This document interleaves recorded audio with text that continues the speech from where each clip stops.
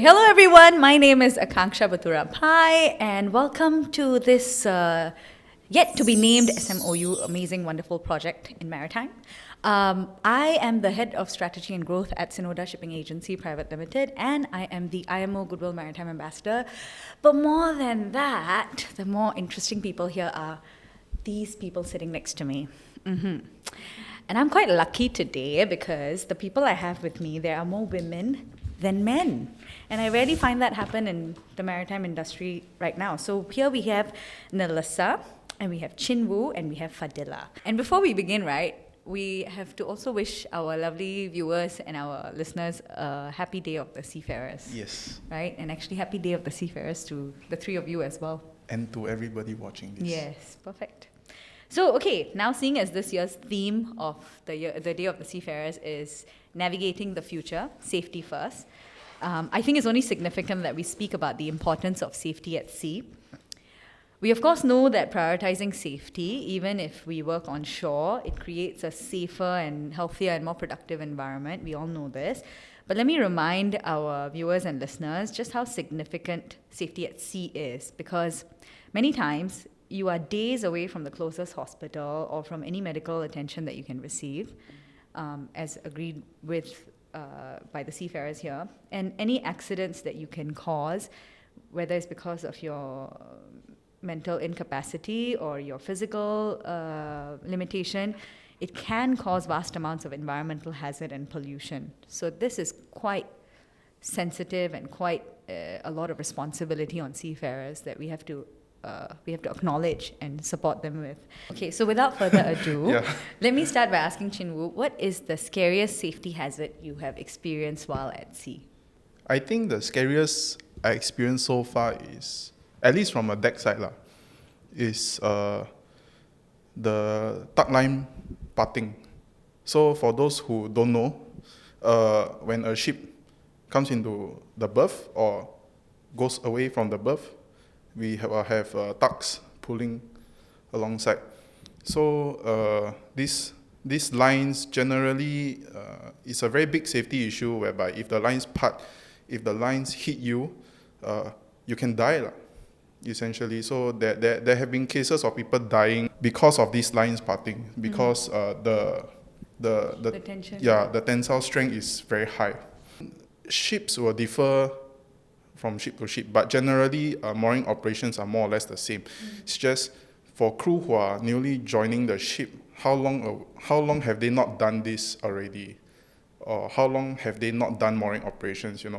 So and whether they are familiar with how we, if they are joining from another company, how our company carries out the operation. So at least from a deck officer's point of view, this is my concern when they are at the stations. So generally, I try to do a short so-called toolbox meeting before we actually carry out this berthing unberthing. I'll just talk to them. I'll run through my plans with them. At least they're all familiar. We're all on the same page. Then it's something that I don't need to keep on looking out for. Yeah. Fair. And how about you guys? Who wants to go first? Okay, Nellisa. I'll go next. So, what happened before you enter an what do you call that, enclosed space, right? So there's a few places on the ship that is labeled as enclosed space. Oral question. Oral question. So, I mean, even though on a ship, right, the cargo hold booby hatch is not really considered an enclosed space. But the reason why it's considered enclosed space is because when it's fully loaded, right, there's no ventilation. And when the booby hatch is closed, then there's no air entering and there's nothing going in, nothing going out, right? So on that particular ship, I had to go forward with my junior, right? So what happened is you need to inform your senior, hey, I'm going forward, because to check there's a pump room forward, right? So you want to do some maintenance or you want to do some checking, and you don't go alone, you bring someone else. I brought my junior. So you do what you're supposed to do, blah, blah, blah. And then What happened was what do you call that? The walkie-talkie. The walkie-talkie wasn't working well. Not in good condition lah. Sometimes you can hear, sometimes you cannot hear, right? So what I did was I went without one. They said, oh, no problem. We will inform the bridge. We will inform people. You just go, So I said, okay. So I went forward. My junior followed me. So we opened up the butterfly pin, right? So we opened a few butterfly pin. We opened the hatch. We went inside, right? It was all the way at the bottom. So it was quite deep, you see, because all the way at the bottom. Then the entrance of the pump room, you still have to open another booby hatch, right? Yeah, you must switch on the ventilation, you know lah. Yeah, so we went inside, and then we wanted to do some maintenance. So what happened was there was a little bit of oil leak, little bit, not too much. It was controlled. And then, when there's oil leak, there's fumes coming out, right? So we want to clear the leak. We cleared the leak. We want to go out as soon as possible, right? So what happened was when we were at the top, we were going out, we realized on the last flight of step, because all the steps are vertical, right? It's 90 degrees. So we realized that the booby hatch at the top was closed. So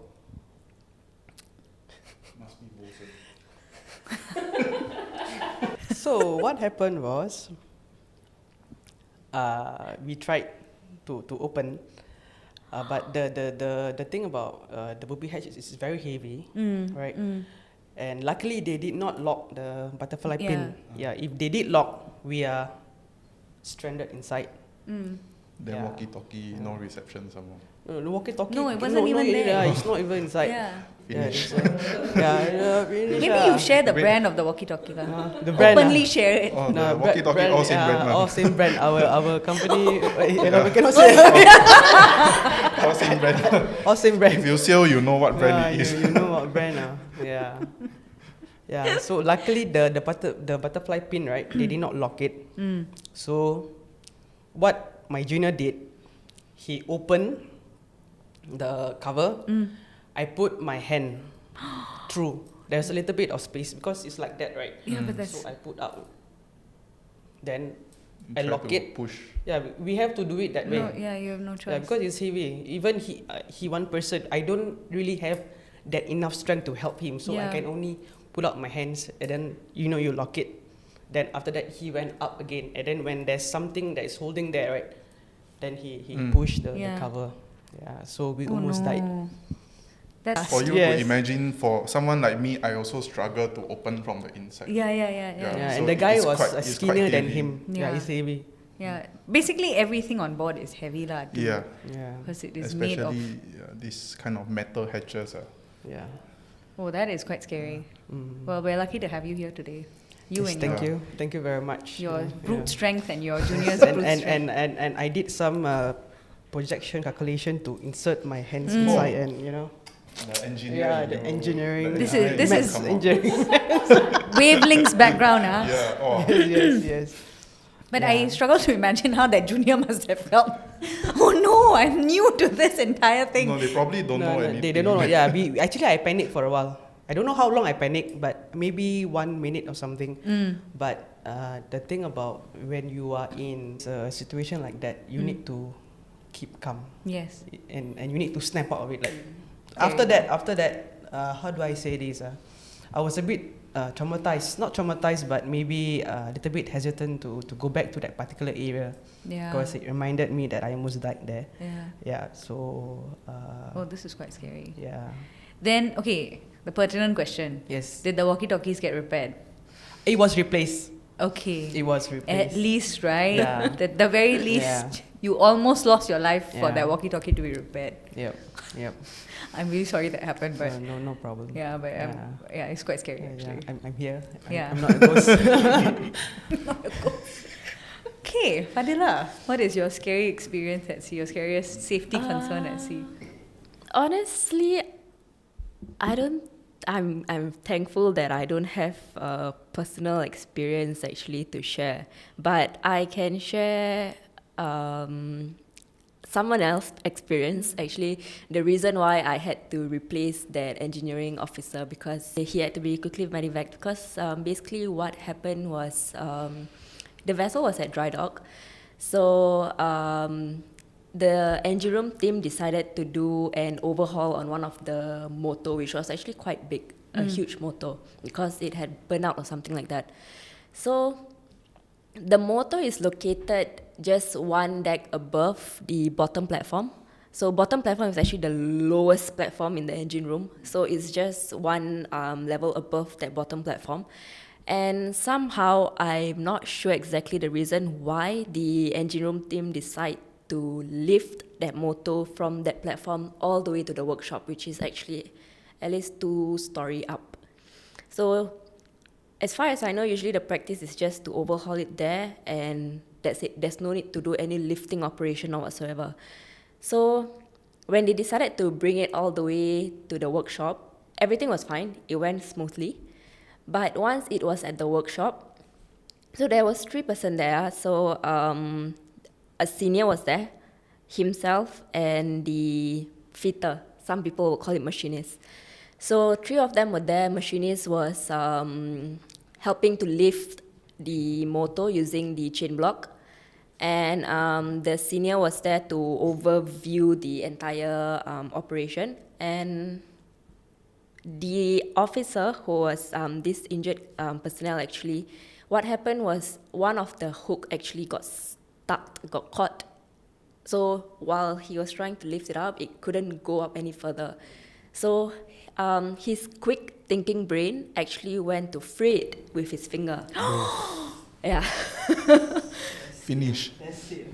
So he just jumped in and quickly freed it. So when it was freed, he didn't get to remove his finger fast enough. So the entire weight of the motor actually rested on his finger. So, Trigger warning for those who are A little too late. uncomfortable A little too late. better late than never. but I wasn't there to witness it. It was just from stories when I was on board. It was, I think, I would say, the story for the entire year, I think, on board that vessel. Because people was constantly talking about it, captains was talking about it, chief was talking about it, especially when there's lifting operations going on. You know. So the funny thing is that when I asked what was the expression of that injured person, you know, how did he react to it? People say that he was laughing, he was still smiling. So people think it's because of because of the shock, the trauma. Like, he went to the captain office, he could still talk about football, and I think he did not register it yet. Yeah. Go in shock already. Yeah. So at the end of it, what I heard was his finger is now actually shortened. Yeah. Okay. Yeah. So because of this, I'm not sure is it because of this incident or what, but now he's no longer a seafarer, and he's teaching. Oh dear. Yeah, in his country. Got insurance payout. I didn't ask. You know, body part or insurance payout. I mean, since you already lost it. Oh my goodness. And the worst thing is, it happened during the COVID period. So because in Singapore, before you need to fly back, you need to stay for 14 days. Yeah.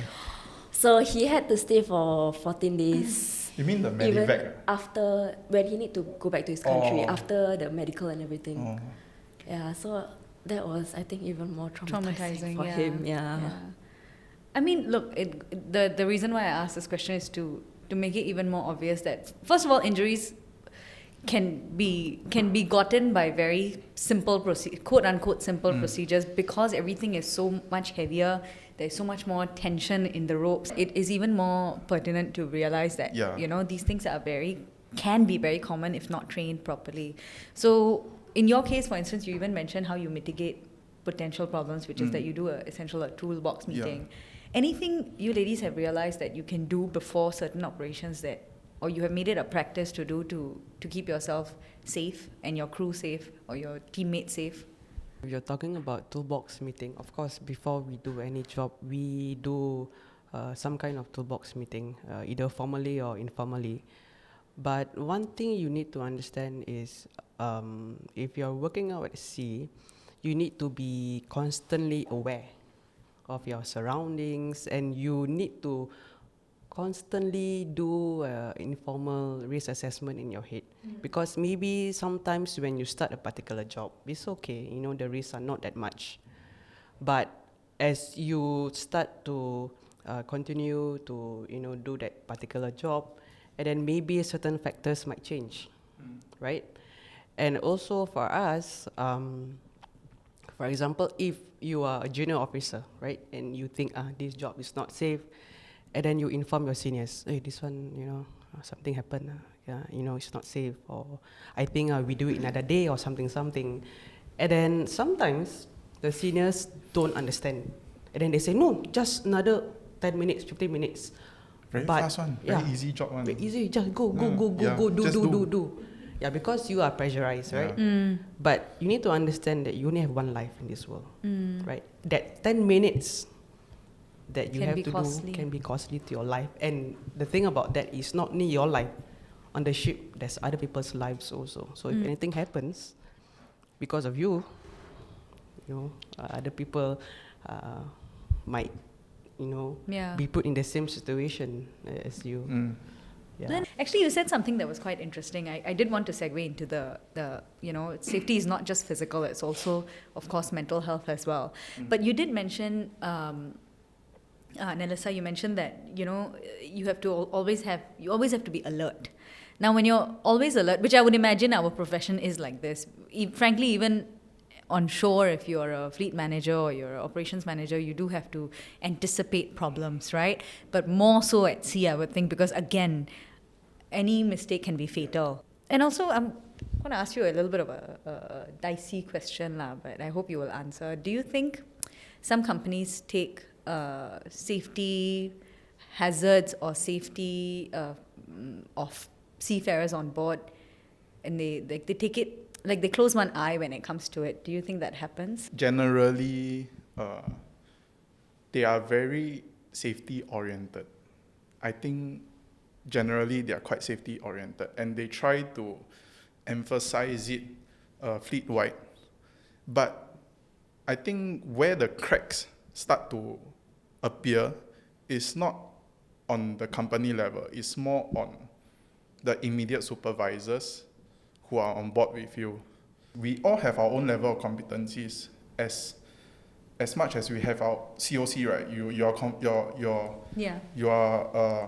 You're a responsible person on board. You should know what to do. But when you start to go up the chain of command, your chief officer, your captain, your chief engineer, whoever, when they start to plan the jobs out for you, and then they are pressured on the other side by commercial reasons or timings, you know, timelines they have to meet. And that's where the cracks start to appear, you know, where they want to do things fast. Must do this by end of the week. In port, you need to overhaul this. Out at sea, we need to finish this shipping job here and there. And that's where people start to take shortcuts. Yeah. But they know they shouldn't be doing this, but they are being pressured by whatever reasons. Sometimes, you know, they don't have the ability to stand up to these kind of pressures, and that's where they start to take shortcuts. Actually, to add on to it, I always tell people that your team is the one that either make or break your trip.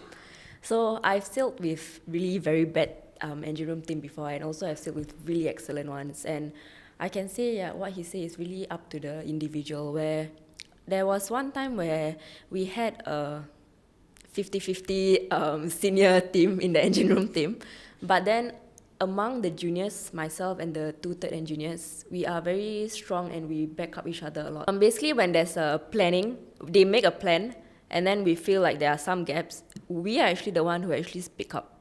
We say, no, look, we can try to do it different way.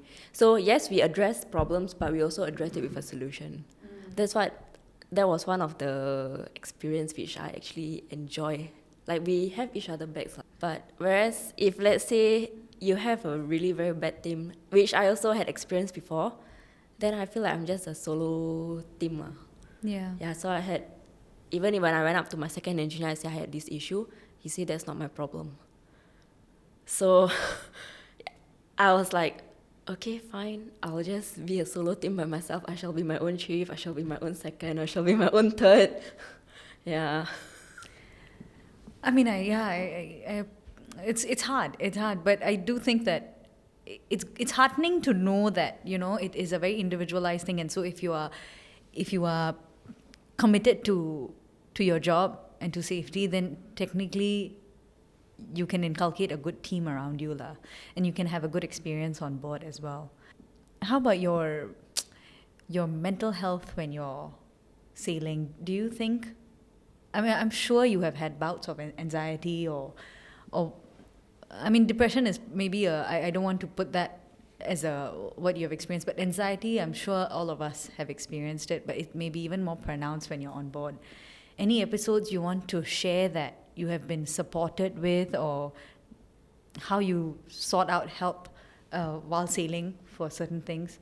So this happened during COVID time. I was on board. At that point in time, I was still a cadet, engine cadet, right? On my ship, we had 2 greasers, the engine room crew. So I was attached to the second engineer, right? So one day, it was during all the chaotic, COVID, we were in China for dry dock. So what happened was, it was dinner time. And then somebody informed me, Nellisa, what do you call that? The captain is calling you to his cabin. So, if the captain is calling you to his cabin, that means it's either number 1, you did something wrong, or number 2, he wants to give you money. Cash advance. Cash advance. So I was thinking, it's not the time for cash advance. Okay, so I went to his cabin, and there I saw some of my colleagues gathering. So they asked me, Nellisa, did you go to anybody's cabin? I'm like, no, I've never been to anybody's cabin, right? So they were telling me one of the greasers, he approached the captain a few times. He said that he placed a handphone in his cabin, right? And then when he play back, he can see that some people were entering his cabin. His cabin is not locked, but he video. He recorded. Oh. But what the captain saw was actually just black, and then some sounds, and that's it. And yeah, so. And he said that one of the people that entered his cabin was me. So it's like we are taking turns to enter his cabin for I don't know what reasons. And then, of course, I said, no, it wasn't me, right? So they discussed, and then they said, okay, maybe this guy needs a little bit of help. So what happened was, the next few days, this guy can be seen pacing up and down my cabin and some of my colleagues' cabin. Yeah, pacing up and down. Yeah, it was quite scary. Yeah, because he did not actually knock on my cabin, but he knocked on some of my colleagues' cabin. Then he just, asked about certain things, and then he went away. And then one of them saw that he was carrying some kind of, I don't know, stick or something. So what the captain did was he asked the company to sign him off. Because his mother was actually sick, very ill. And then I asked my senior, my chief engineer, so did he inform the company that this guy is actually not in the right state of mind because he cannot go home? It was for COVID, right? So he cannot go home. And then he said, no lah, it's okay lah, no problem. You can't simply brush these kind of things off because this is not normal. And if let's say he's not in the right state of mind, and if he were to hurt anyone, then it will be a problem. Yeah. Yeah. It's not preventive, it's reactive really. Yes, correct. And I think it shouldn't go lost on people who are listening and watching this that at the end of the day, it's quite hard for seafarers, and correct me if I'm wrong, because you essentially have to develop camaraderie with a new set of people every few months. It's not like workplace politics or workplace, dynamics where you're just, trying to develop a relationship with your co-workers over a specific period of time. You basically have to get to know people from different walks of life and then work with them productively, safely, have no communication barriers. So it is stressful, I understand. And to be honest, I can imagine it's also hard for the masters and whatnot, because if you're sailing with someone who has a mental issue or is dealing with an acute mental issue due to, family stresses at home, they have to also make sure that the crew remains safe until you reach the next port, which is when most likely your company can sign off the crew member lah. But I can only imagine how hard it must be on board. But again, you guys have had your experiences, and I think you're dealing with it with some confidence in your stride, So thank you for that. And Actually, I have something to share. Actually, Personal experience? no. Oh, actually, maybe yes, personal experience. Actually, what Nellisa shared is something that the person developed when he or she is on board. But what I experienced is actually, I have an officer that I work with where I believe he has like an imaginary friend, and he is actually talking to that person. Yeah. There are situations where we are just talking among ourselves, and he will just be suddenly in that zone, and he will just turn around and start talking to himself. So after a while, we got used to it. But the thing is, how it actually eventually affected me was when we had to work together. He had this issue where if somebody were to accidentally nudge him or accidentally hit him, I mean, it cannot be avoided sometimes. When we are working, sometimes we do get hit, or the tools, will accidentally hit ourselves or what. And when that happens, he will go...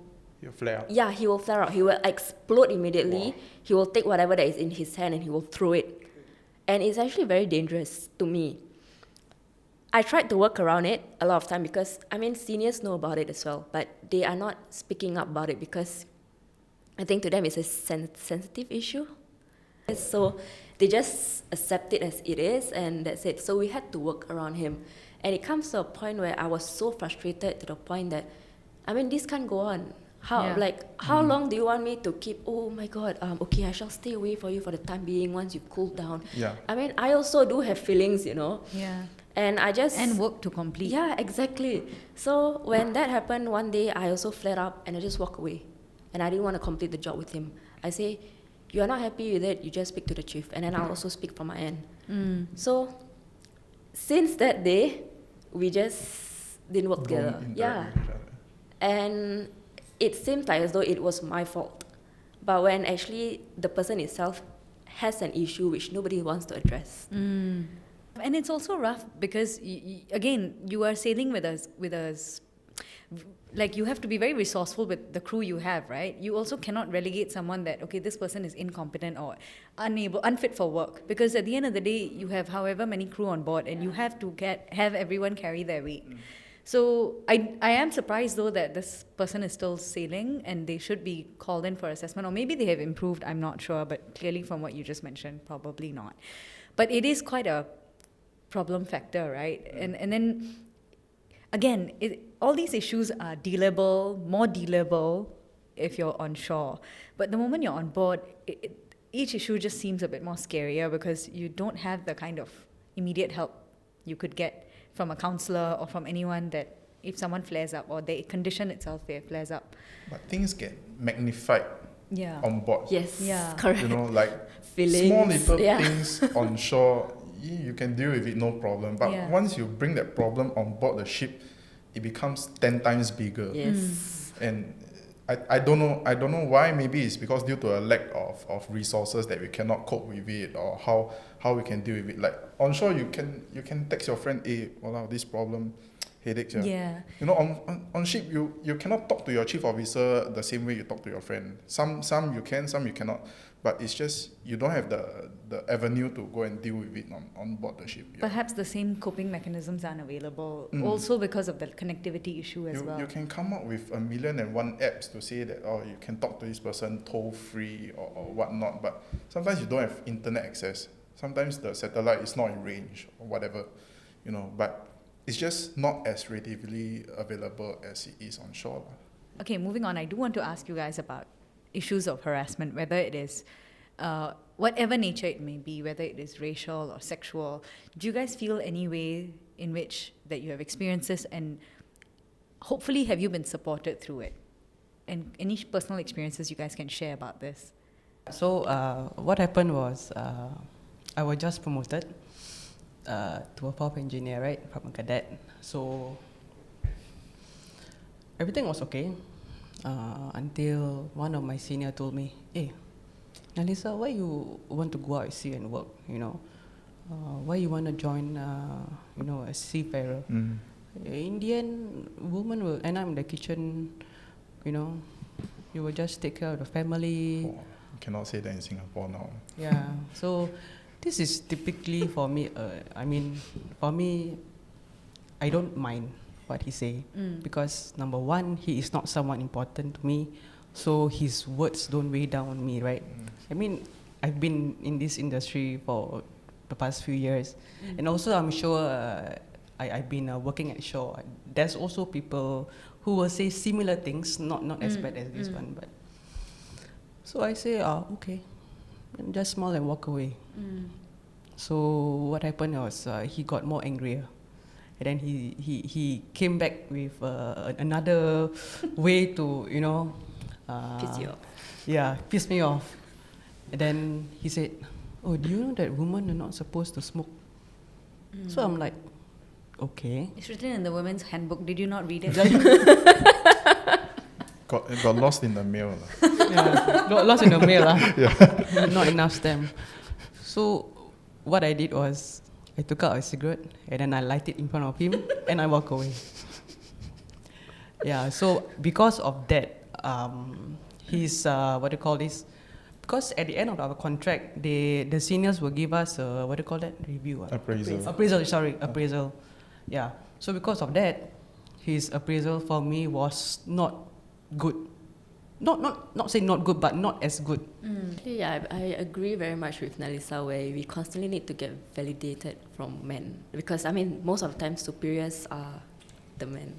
Chief engineers is always the men. Yeah. I've not sailed with any female chief engineers or female captains. Yeah. So at the end of the day, I really do not know why somehow when it comes to appraisals, they somehow see us differently. Even though we put the same amount of work, we Or even more. yes, or even more.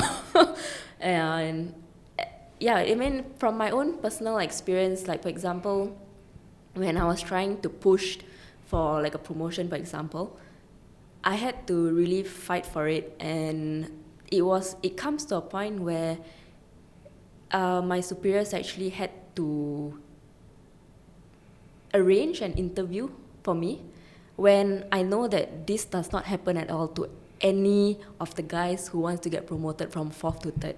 So out of nowhere, the night before, he just told me, tomorrow I will be asking you all the technical questions about 3rd engineer stuff. And I'm like, you're setting a test for me to fail, basically, you know, because even for orals, I was preparing for like 1 month plus, and they can ask me anything, and I'm sure he will also ask me anything. And he didn't even tell me exactly what kind of question he was going to ask.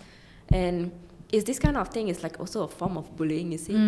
So when it comes to me, there's this kind of arrangements, I'm being treated this way, but when male colleagues want to get promoted, like it's just, okay, a tick in the box and that's it. Yeah. Then they'll say you want promotion, you should already know all this information. You should be prepared already. Yeah, but do you feel it's changing, or are you still working to create that change? Still working to create that change. Even actually now, if I were to go on board, I know that I need to work 2-3 times harder to prove to them. Yeah, for at least that 1 month, just for them to have that mentality, oh, she can work. Yeah, undoubtedly this is quite hard.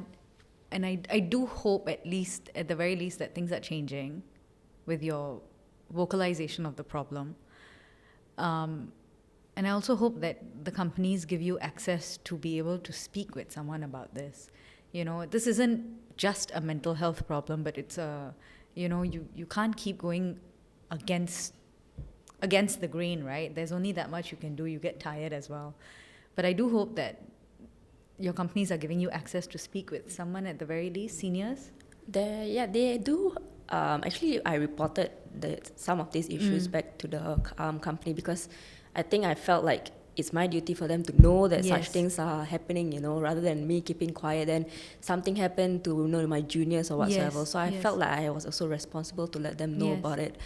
But the thing is, when I'm also caught in a dilemma where they actually ask me, do you want me to put this as a formal report where we actually do investigations and all that? And that actually, somehow I feel like I do not want to go to that extent, because at the end of the day, yes, I do have the office support, but when I'm back on board, I'm still back with these people. And they can always do anything. And culture-wise, it's always, they've been in the company longer, they know people, and if let's say they just spread rumors about me, and chief engineers, people will always believe them, So I want to stay in that company and I want to continue doing whatever I'm doing, and I don't want to have this, baggage to carry. So I say no. I mean, I just want you guys to know about it, and that's it. So I'm always caught in this dilemma, whether should I make an investigation or should I? And I think that applies to other people as well. Why some people don't dare to speak up about certain things is also, that's probably one of the reasons. Potential sabotage of your career, Yes. Maligning of your own reputation. Well, I mean, I can say that this does, again, happen on shore as well, with other professions as well. But again, it is just harder in an industry where you are women, again, in a male-dominated place, and sailing, where you have to make sure that you're getting your promotions as well. And, you can only do that much. You can study, you can get your certificates. But it's also beyond that, it's your promotions as well. I feel the need to apologize on behalf of the guys. I'm the only guy here.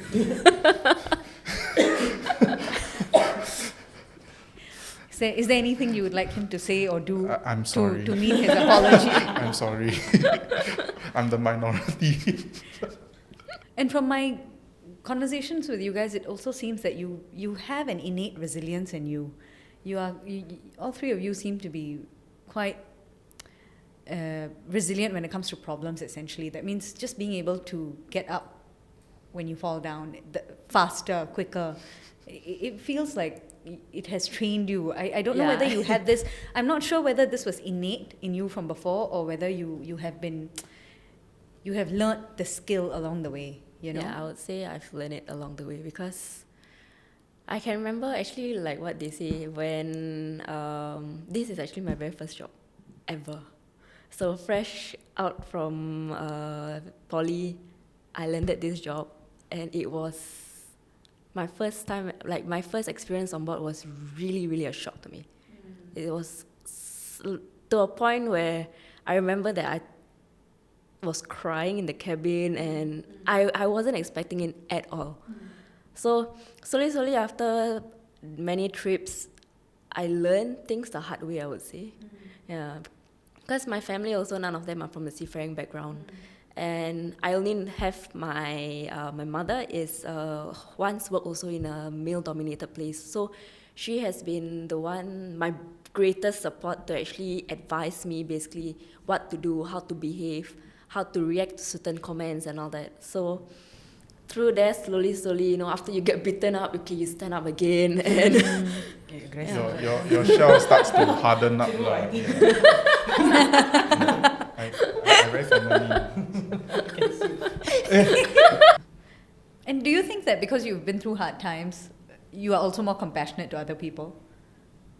Can say that, but I'm not sure why sometimes some seniors who've been in our shoes, they go the opposite way. So I don't know whether one day if I'm in a senior role, whether I might be like that, it's still a question mark why they have gone through whatever we went through, and at that point of time I'm sure it's even worse because they don't have the support like we have right now. But still they are behaving a certain way where it might be an issue of awareness as well, where you are not aware that the situation could be better. Just because you went through this, it doesn't mean that the juniors need to go through it. The environment can be changed, the situations can be changed, procedures can be changed, things are not written in stone. And many times it takes a long time for people to realize this. And this is quite a issue for most working environments, especially that are more traditional. So even, on shore, for instance, when we try to digitize our companies, right? Like this is a big thing. Like being able to tell people that it doesn't need to be this way. So it's quite, I think what you're saying is quite poignant. And it's actually more relevant because for you, you're dealing with actual human emotion, human life, human health, mental health. But it does also happen in just general things because it's just how people need to be trained that you can think differently, But I think this is not to excuse their behavior, but I think on one hand also we need to give them the benefit of the doubt that, at their level of, their management level, maybe they know certain things that we as junior officers, we don't know. We don't know about whatever situations that company is relaying to them or whatever information that they're relaying to them that they are not passing down to us. That's why we don't have the full picture. I think it's fair to give them the benefit of the doubt.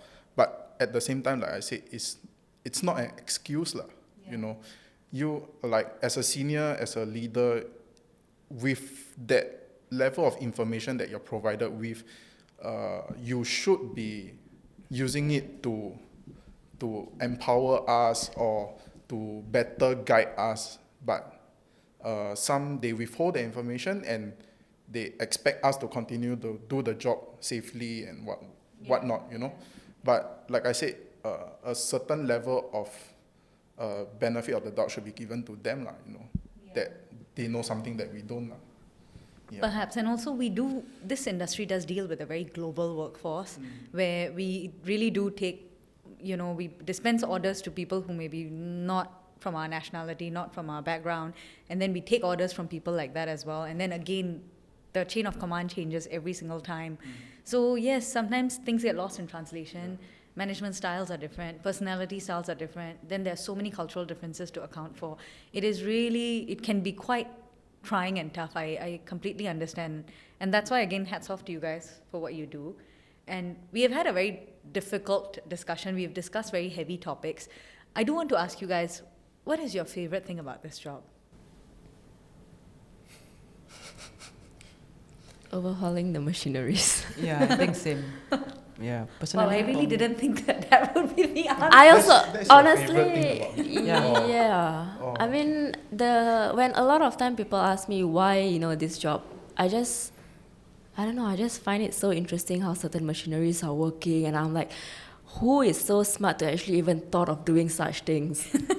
Yeah. Wow, intellectuals at heart. Points. I really thought the answer would be like, I like the sailing, I like going to different places. But I mean, it's the not- machinery that captures your heart. That doesn't That's a happen. very Not really, yeah, because poly cadet kind of answer. yeah. No offense to them lah, but yeah. None taken, Chinwu. I think for me it's like every month I get to see my bank account grow, right? And then I don't need to like every day or people jio me go dinner, people jio me go here and there. Then you start to spend money every single day. Every month I just see my bank account grow. Okay lah, quite satisfying. Okay, now that you mentioned this, another favorite thing is I like how when I'm back home and I see when I go for my yoga or whatsoever in the morning, I see so many people rushing and I'm just like taking my own sweet time, going here, going there. What should I plan after this? Yeah, I think I need to put this out there. No, our salary is not like crazy high. For those people who are wondering, it's not like 5 figures a month. No. It can be. It can be, can be. but that's after 10 years. But no, we are not earning exorbitant salaries out there. It's just we don't have avenues to spend. Really? I mean, Yeah, because everything is provided for. You don't need to spend money on clothes, on food. It's already provided. That is true. You yes. just have I'm to not wake talking up. about shore leave, by the way. Yeah, I Shore thought leave it was not is a another matter. thing It's altogether. not a But matter. sometimes people are doing online shopping on board to distress. Yeah, You know yeah, that you I've- can. Wait, Yeah. where are these products getting delivered? I would like to back know. to their Back home, to and then their once home. they are home, they are like, Yeah, then you got a whole Christmas tree down there for Yeah. you. All from Shopee lah. correct. Different avenues. Lah. So that's where people use their 1 GB of data. Online shopping. No, you go to shop, you go to port, then you buy the SIM card down there, then you got 10 GB, then you slowly. The hacks for the junior yeah. seafarers who are watching. Yeah. All right, so okay, wait. So for you, the best thing about this is the machinery. and also having nothing to worry about once I'm back home. No emails, no phone calls. True. I'm just free and easy, really. True. I'm planning my own day. Nobody is planning my day for me. True. And how about you, Nellisa? I would like to say mine is similar to Fadhiilah's. It's the machineries, yeah. And the thing about me is when I come back home, right, there's nobody disturbing me. I can do whatever I want. You know, you get to relax, you get to spend time with family. You know, you are away for months, out at work, and then you come back. You can just plan accordingly and everything like that. There's nobody disturbing you. Yes, but at the same time also, I'm a person who actually enjoys my own company. So out at sea, of course, I do contact my family members, but if you are not a person who actually can tolerate isolation, then this job is not for you. Yeah, because even though with Wi-Fi, with everything, but when you are out at sea, you are working on a ship, you are isolated from human civilization. Like here, if you're on land, oh, I'm tired, I'm bored, you go out to see a movie, you go to the beach, you enjoy the park. But out at sea, you can only enjoy two things, your workplace or your bedroom, your cabin. Cabin. Yeah, that's it. That's it. Four Of course, walls, yeah. of course, there's shore leave, but if you have other jobs, you know, then shore leave is not granted, then there's no way for you to go outside and unwind. You have to be in that place and unwind. If you don't have that capacity, then this job is not for you. True. And during Yeah. COVID as well, shore leave and all that, all these things were a huge issue other than sign on, sign off, of course. Yes. 10 months on board without shore leave. 9 months, my longest 9 months. I Oh did my goodness. 10 close to 11. I can't say because they're gonna be staring at me. They are already staring at you. Yes. Yes. During COVID was 6 months longer. They are like normal contract, normal contract. Then people ask, hey, COVID time no shore leave, got lah, go down and check the draft. I check the draft, then I come back up. That's my shore leave. Okay, so we've had quite a good session with our 3 lovely guests today, our seafaring guests we are fortunate that these guys are not sailing and they can join us here because God knows we couldn't have done Zoom with them since they have no data capacity.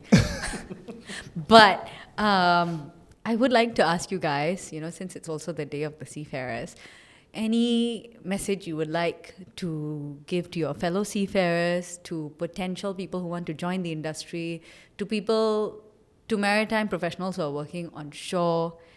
Anything you would like to say? I say to those who are on board now, just stay safe on board. You join one piece, you live in one piece.